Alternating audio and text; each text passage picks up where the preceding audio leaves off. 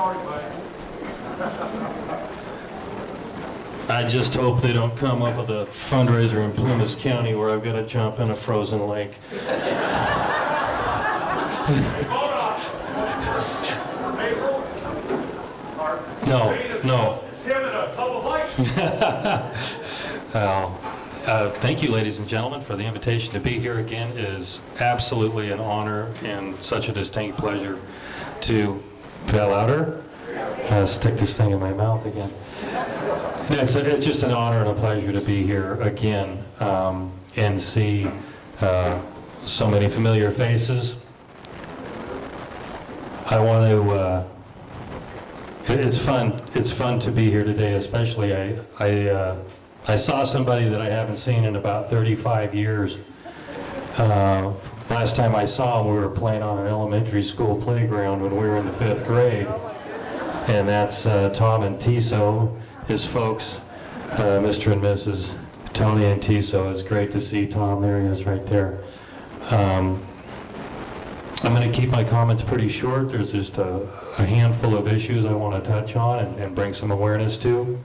First, Loma and Ray, who were so instrumental in organizing the first Constitutional Sheriff and Peace Officers Association conference down in Las Vegas. It was absolutely a tremendous event, and their hard work and dedication I really think needs to be recognized. Without their efforts, it would not have happened.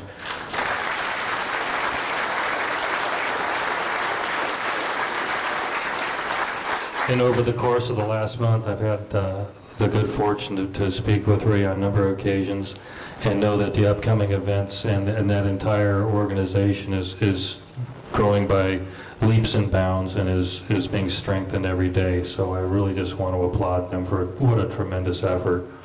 And again, thank all of you for being here today on a chilly but beautiful Saturday in Siskiyou County. I said it last time and I'll say it again, this wasn't happening a few years ago. It's happening now, and that is the source of great optimism for me. And the fact that I'm at this table with these fine gentlemen, again, further strengthens my optimism that things are headed in the right direction. I'd be real worried if we weren't here today. But the fact that we're all here today gives me a great sense of optimism, and I want you to keep that in mind. I also want to thank my Assistant Sheriff, Jerry Hendrick, who's here again with me. We were here last year together.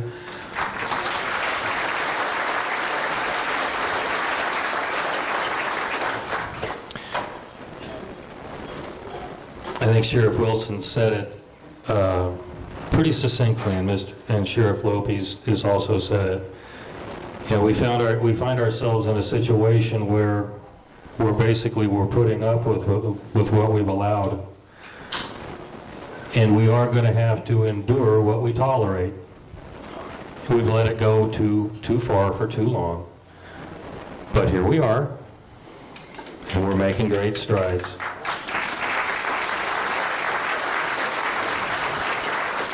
I also want to give special thanks again to Jesse Olaf for that beautiful rendition of the national anthem. That was just fantastic.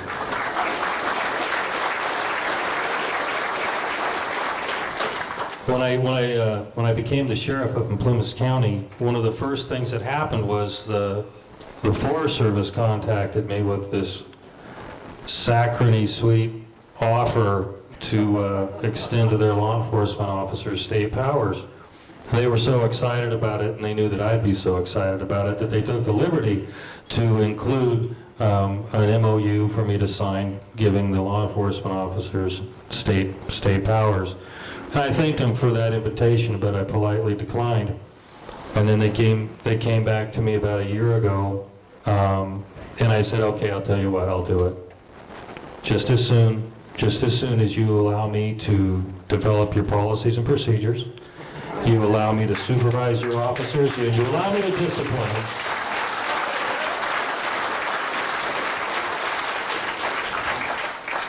I said, as soon as you do all that, you let me to develop your policy and procedures, you allow me to supervise, and you allow me to discipline them, I'll be more than happy to entertain this idea. But until then, again, appreciate the effort, but no.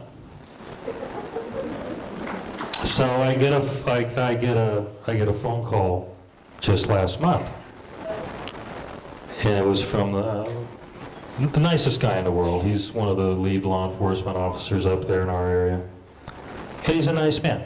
He really is. He's a true professional. He's a member of the local communities up there, and I like the guy. And he came to me kind of rather sheepishly and said, "Hi, Sheriff Hagwood. Say, I need to forward an email to you, and it's got some attachments." I went, "Okay, here we go." So I did, and I look at them, and now they're not asking. Now what they're offering is a proposed rule change.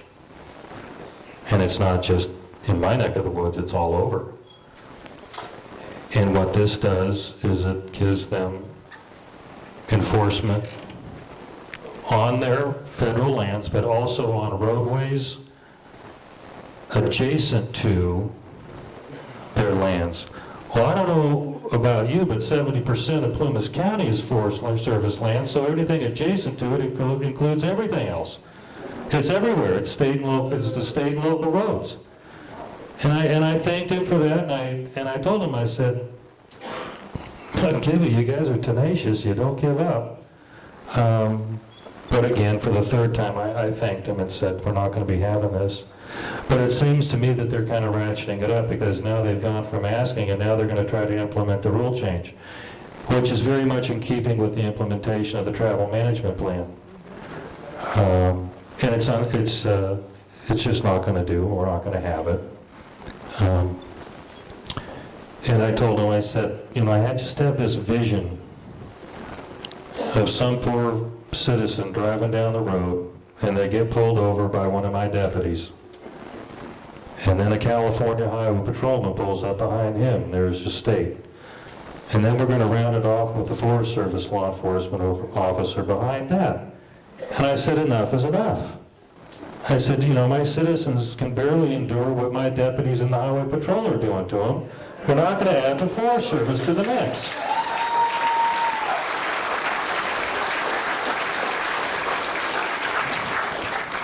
And another real troubling aspect of one of their proposed rule changes, it modifies the manner in which they can seize private property and convert it to government use.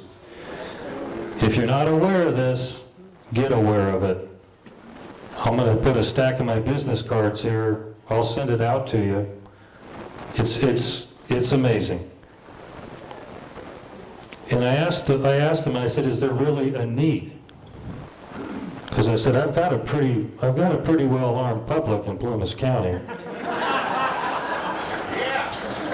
Which brings up an interesting article. Plumas County does it again. I don't know how many of you read the LA Times.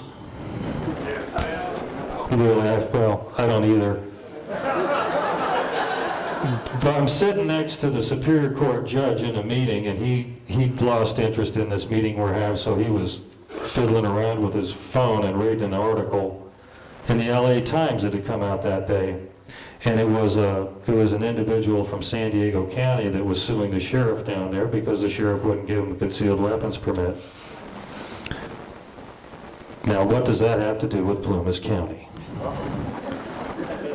So I'm reading along, and basically part of this individual's lawsuit is pointing out the incredible disparity between one county to the next, to the next, to the next in terms of the issuance of concealed weapons permits, and it pointed out a couple of facts. In the city and county of San Francisco, with a population of a little over 700,000 people, you know how many concealed weapon permits are issued? Zero. Now, if you're fortunate to live in Los Angeles County, there's one permit for every 33,700 people. And then they said, in Plumas County, I went, oh brother, here we go. In Plumas County, there's one permit for every 39 adults in the county.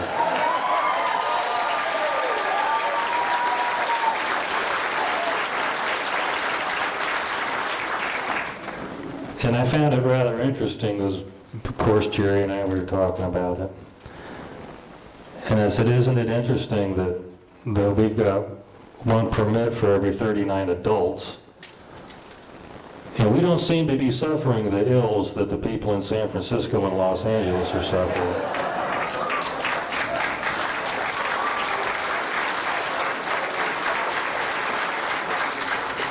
Now, I'm not saying that everybody in San Francisco and LA needs to be running around with a gun, but because I think enough of them already do. But it's the quality of the people that we enjoy, and it's the quality of life. It's the quality of the people, and it's the qualities that we have, that we've created, that we've insisted upon. And the reason that you're here today is because we're not going to sacrifice that. You can't put a price tag on it.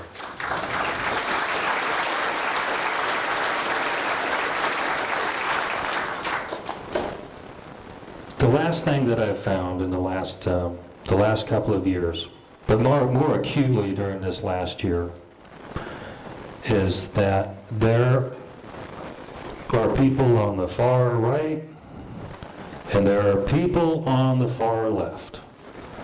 And what I'm discovering, and I don't know if anybody else here is kind of picking up on it, but I've got people that are coming into my office encouraging me and my staff to keep doing what we're doing, who have long been recognized as being on the far left. And it happened just a couple of weeks ago. I had a couple come in that I've known forever. Never would have thought in a million years, number one, that they'd set foot in the sheriff's office, but they actually drove quite a distance to come see us. And they were just saying, thank you for everything you're doing, we really appreciate it. And they'd seen the video from our last gathering just across the road there. I guess if you go far enough to the left, you're going to come around and meet the right.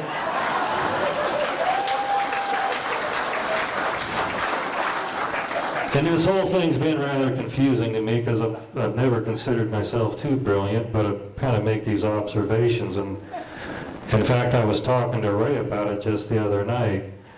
I'm going, there's a group of people that I haven't quite figured out yet.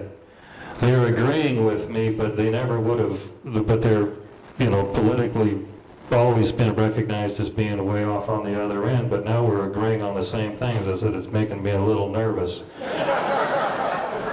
The bottom line is this: everybody, it doesn't matter what your political party affiliation, it doesn't matter what your ethnicity, what your gender, what your orientation, it doesn't matter. The bottom line is, ladies and gentlemen, people want to be left the hell alone.